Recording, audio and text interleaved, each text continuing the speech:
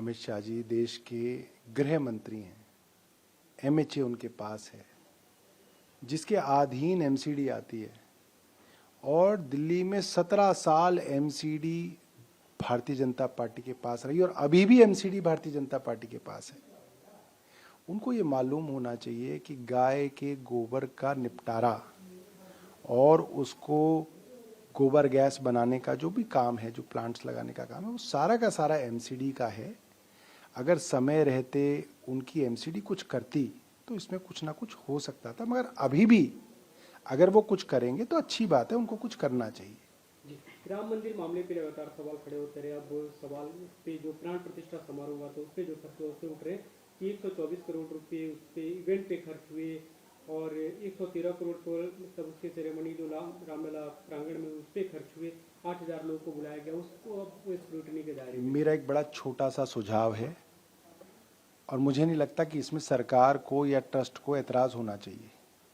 राम मंदिर के नाम पे जितना भी पैसा लिया गया, डोनेशन लिया गया, सोना लिया गया, चांदी लिया गया, पर्ची से लिया गया, दान पात्र से लिया गया, आप उस सब को वेबसाइट पे डालिए, नाम सही डालिए। इससे 1100 रुपये मिला, इससे 5100 रुपये मिला, इससे 5 लाख रुपए मिला, डाल दीजिए।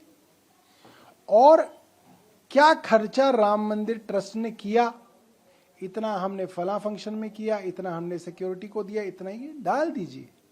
ट्रांसपेरेंसी लाइए, इसमें सब लोगों को जो है जो जानकारी चाहिए होगी वो मिल जाएगी। और राम मंदिर ट्रस्ट की और जो केंद्र सरकार की है जो इज्जत लुट गई वो थोड़ी बहुत वापस आ जाएगी। अभी सतलज पे बैन को लेकर काफी सवाल खड़े हो रहे थे। इस बीच खबर आई है कि ऐसा बैन इसलिए लगाया गया ताकि चुनाव को देखते हुए खालिस्तान ग्रुप फिर से एक्टिव हो सकता था, उसकी भावनाएं रिबिल्ड हो सकती थी लोगों के मन में।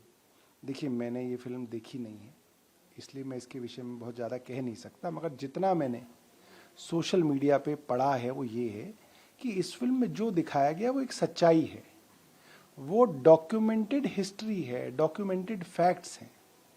अब अगर आप फैक्ट्स को दिखाने के लिए डर रहे हैं तो फिर सरकार सवाल जो है वो सरकार से है कि आप सच्चाई दिखाने से क्यों डरते हैं, दिखाना चाहिए। कॉकरोच जनता पार्टी के हैंडल को एक तरह से फ्रीज किया गया था, ब्लॉक किया गया था, उसको रिस्टोर कर दिया गया हाईकोर्ट के ऑर्डर पर, और हाईकोर्ट ने ऑर्डर देते हुए कहा कि ब्लॉकिंग नो लॉन्गर रिलेवेंट, ये रिलेवेंट नहीं है और आप इसको अनब्लॉक करें।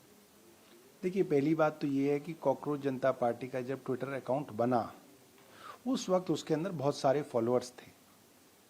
उसके बाद वो इंडिया आए, उसके बाद उनके कई अलग अलग राज्यों के अंदर प्रदर्शन हुए। उस इंफॉर्मेशन को लोगों तक पहुंचाने के लिए ट्विटर अकाउंट की जरूरत थी, वो सरकार ने उस वक्त बैन कर दिया। उस दौरान उन्होंने एक नया अकाउंट बना लिया, मुझे लगता है उस अकाउंट का नाम शायद कॉकरोच इज बैक है, और उसके अंदर वापस उतने या उससे ज्यादा फॉलोअर्स बन गए। तो अब उस पुराने अकाउंट को खोलना ठीक है, कोर्ट ने खोल दिया, मगर अगर समय रहते खोलता कोर्ट तो ये कह सकते थे कि न्याय हुआ। अब न्याय तो हुआ मगर बहुत देरी से हुआ, ये पहले होता तो अच्छा रहता।